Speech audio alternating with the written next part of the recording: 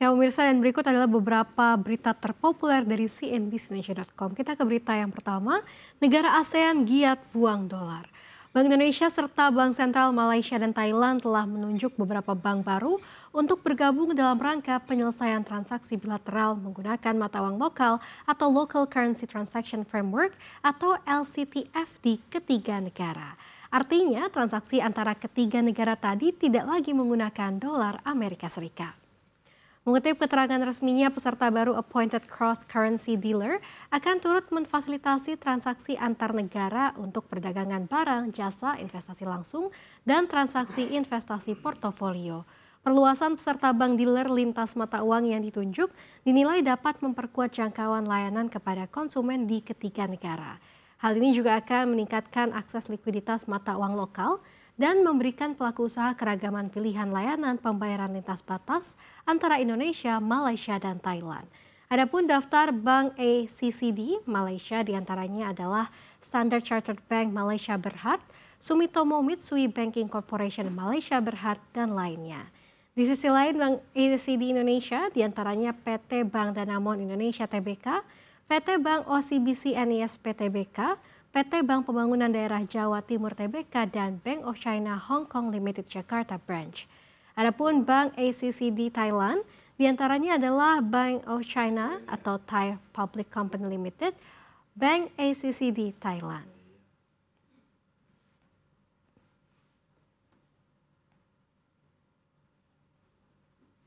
Kita ke berita terpopuler yang berikutnya. Menteri Energi dan Sumber Daya Mineral Bahlil Lahadalia mengungkapkan Indonesia akan membangun pembangkit listrik tenaga surya atau PLTS berkapasitas 100 gigawatt. Senada dengan arahan Presiden RI Prabowo Subianto, PLTS tersebut akan dibangun di desa-desa melalui Koperasi Desa Merah Putih. Bahlil mengatakan rencana proyek tersebut juga akan berimplikasi pada proyek baterai untuk mendukung ketahanan energi melalui energi baru terbarukan atau EBT. Mengingat energi surya hanya tersedia pada siang hari, dengan begitu baterai dibutuhkan sebagai penyimpan energi. Adapun kebutuhan baterai untuk penyimpanan listrik berbasis EBT tersebut didorong berasal dari produksi dalam negeri. Tentunya akan membentuk pasar yang lebih besar dalam negeri. Secara bertahap, PLTS tersebut akan dibangun di desa-desa dan tersebar di seluruh Indonesia. Seiring dengan itu, pembangunan baterai untuk PLTS Kopdes Merah Putih juga akan dipenuhi. Sebelumnya, Menteri Koordinator Bidang Pangan Zulkifli Hasan atau Zulhas mengatakan, pemerintah ingin membangun panel surya di 80.000 desa.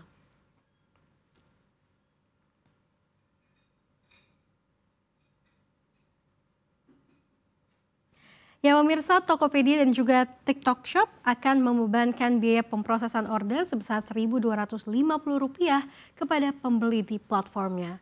Pembebanan biaya ini mulai dilakukan pada 11 Agustus 2025 pukul 00 waktu Indonesia Barat. Pihak Tokopedia dan TikTok Shop menjelaskan biaya pemrosesan order merupakan biaya untuk memproses pesanan di platform. Ini berlaku untuk memperluas program ongkir Tokopedia dan TikTok Shop secara strategis, serta meningkatkan layanan logistik yang komprehensif ke seluruh Indonesia. Biaya pemrosesan order ini berlaku untuk semua seller di Tokopedia yang terintegrasi dan di TikTok Shop by Tokopedia di Indonesia. Pihak e-commerce menjelaskan biaya pemrosesan order akan dipotong langsung dari penyelesaian pesanan. Namun biaya yang sama tetap berlaku jika pesanan terkirim kemudian dikembalikan barang atau dikembalikan dananya. Biaya ini akan dikenakan per pesanan. Jadi akan dikenakan biaya yang sama berapapun banyak produk yang masuk dalam pesanan tersebut. Sementara itu seller akan dibebaskan pembebanan biaya pada 50 pesanan pertama. Platform akan melakukan pembebasan biaya dengan pengembalian biaya 1 kali pada akhir bulan.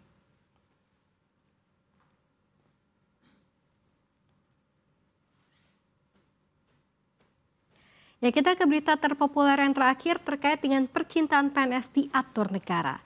Dunia percintaan para pegawai negeri sipil atau PNS secara detail diatur oleh negara. Urusan cinta PNS yang diatur negara mulai dari saat menikah, cerai, hingga poligami. Urusan percintaan PNS diatur pada Peraturan Pemerintah Nomor 10 Tahun 1983, Junto PP Nomor 45 Tahun 1990. Sebagaimana diperingatkan kembali oleh Badan Kepegawaian Negara melalui Kantor Regional 3 di akun Instagram @regional3bkn. Saat PNS menikah, wajib melaporkan dan meminta izin kepada pejabat tempatnya bertugas. Untuk perkawinan pertama, PNS harus lapor tertulis ke pejabat paling lambat 1 tahun setelah akad. Untuk perkawinan kedua, baik itu duda atau janda, tetap wajib lapor secara tertulis. Bagi PNS yang nekat menikah tanpa izin, ada risiko sanksi disiplin berat. Bila PNS mau menikah lagi, harus meminta izin poligami. Permintaan izin itu tertulis ke pejabat melalui atasan dengan melampirkan alasan kuat seperti istri sakit berat, tidak bisa menjalankan kewajiban, hingga tidak bisa memiliki anak yang dikuatkan dokter. Di sisi lain, permohonan izin bisa saja ditolak atasan jika bertentangan dengan agama, tidak memenuhi syarat lengkap, sampai dengan bisa mengganggu pekerjaan. Terakhir, untuk pengaturan terkait perceraian wajib meminta izin pejabat tempatnya bertugas melalui surat keterangan. Kemudian untuk PNS yang hendak cerai, baik dalam posisi sebagai penggugat maupun tergugat, harus mengajukan permohonan tertulis ke pejabat lewat atasan. Permohonan izin cerai ini bisa ditolak jika alasannya tidak logis, tidak sesuai agama, atau melanggar peraturan.